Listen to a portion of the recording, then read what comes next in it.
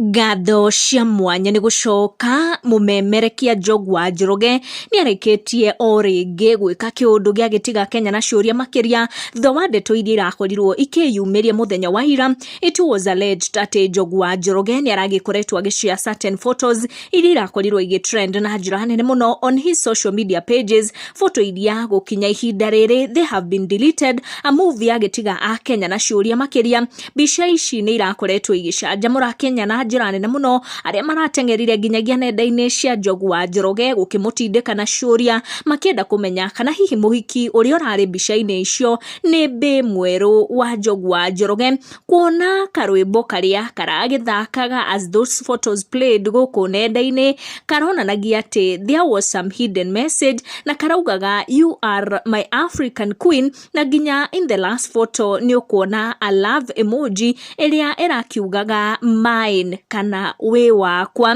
na nĩ ũkuona mbica ici nĩ iragĩkorirwo attract comment nyingĩ kuma kũrĩ a Kenya. Ici nĩ mbica iria iragĩkoretwo ikĩrekererio the three of them na ndũmĩrĩri nditũ takĩ though mbica ici gũkinya ihinda rĩrĩ they have been deleted na ciagĩtiga a Kenya na ciũria nyingĩ kuona nĩ ciagĩkorwo ikĩrutwo in the comment section nenda-inĩ cia NJOGU wa Njoroge. Kũrĩ na arĩa maragĩkoretwo congratulate NJOGU na njĩra nene mũno, angĩ makĩmũria kana hihi nĩ aragĩtiganire na Mary Lincoln Kaimana, angĩ makiuga atĩ the woman in that photo kana in those photos ndarakĩrĩ mwendwa wa NJOGU wa Njoroge but his daughter. All this NJOGU ndakiumĩrĩte gũconfirm, but kĩrĩa gĩagĩtiga andũ na ciũria makĩria nĩ gĩtũmi kĩa mbica icio gũgĩkorwo ikĩdiritwo thutha wacio gũgĩkorwo igĩcause gĩcanjama mũno na igĩcause ciũria makĩria kuma kũrĩ a Kenya. Tũgũcikinyia hau, thiĩ na mbere na turn on your notification